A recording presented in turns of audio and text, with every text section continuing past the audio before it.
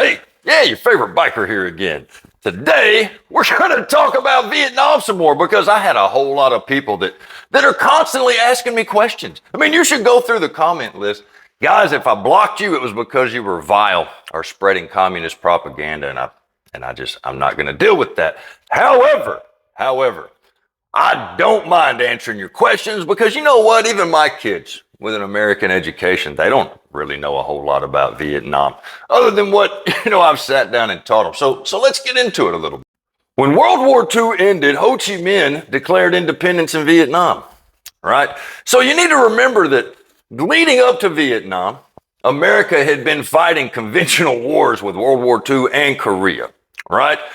Leading up to Vietnam, so Ho Chi Minh loved the United States, emulated the United States, sent Truman letters, right? And the United States became an ally of Vietnam. I mean, that's how it went down, guys. So just teaching you a little history here. So then there was an incident, right, called the Tonkin Incident, right? And that was where Vietnamese, or what we were calling Viet Cong, we called the Viet Cong, those were the communists, right, from the north that were trying to take over South Vietnam, right? So the South Vietnamese people, they weren't real keen on the communists coming in and taking over the whole country.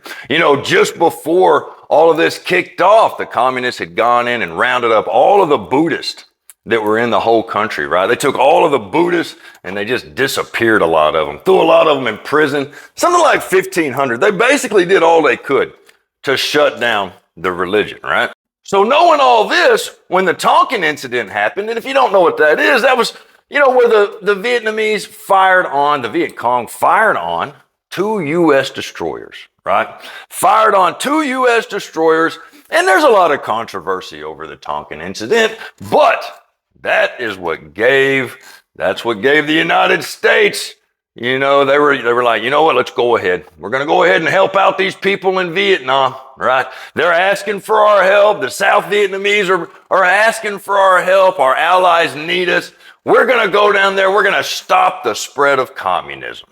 Now, the way it kicked off, and I call it a war because, it was extremely violent.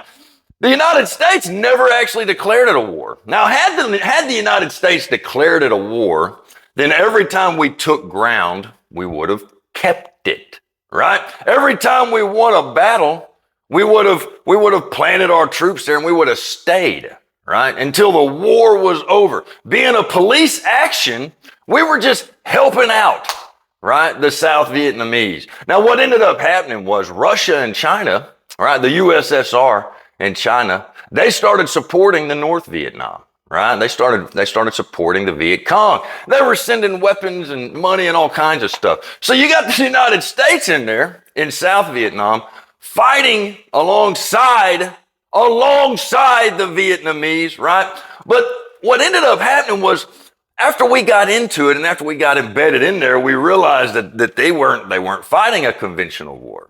The Viet Cong didn't fight a conventional war the way that we did in World War II and Korea. They were running around in the jungles using tunnels and traps and women and children to fight their battles, right? They had women and children fighting for the Viet Cong. So when U.S. forces started fighting against women and children, right? And when U.S. forces started burning down the jungles to try to find everybody that was hiding, all of the guerrilla war fighters that were building traps and tunnels, right? When we started decimating everything, right? The American people turned on us. The American people turned on the U.S. military because they didn't like all of the pictures coming back to the United States that showed the brutality of war, right? When the famous picture of the napalm girl was shown, the American people turned on the soldiers. They said, we can't be over there fighting women and children to fight communism, right? And they turned on. So the Vietnamese and the Viet Cong together, they lost about 5 million people.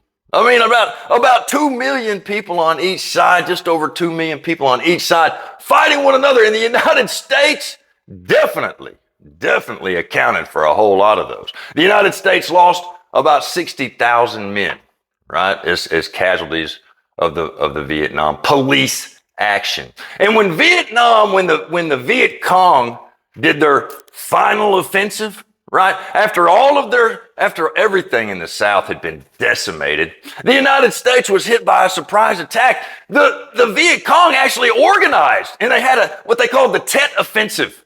And they invaded Saigon, and they actually blew a hole in the wall of the American embassy. They didn't manage to blow it down, but they're still super proud of the fact that they knocked a hole in the wall, right? And even though that offensive failed miserably, because the people in South Vietnam didn't want the Viet Cong there, did not want the communists there, even though that offensive failed miserably, the people of the United States pulled our soldiers back, right? All of the politicians and everybody said, you know what? We're getting our boys out of there. They got us over there fighting women and children. And we got to burn down rainforests in order to find these people. And they say, you know what? Nah, we're not doing it anymore. There's not going to be any more pictures of little girls running out of villages with napalm on them, right? And the United States left. But, as far as losing, well, Vietnam is a socialist country now. They're not communist. And it's actually a pretty peaceful place these days, right? It's a whole lot of blood spilled for those people over there. And none of it should have happened.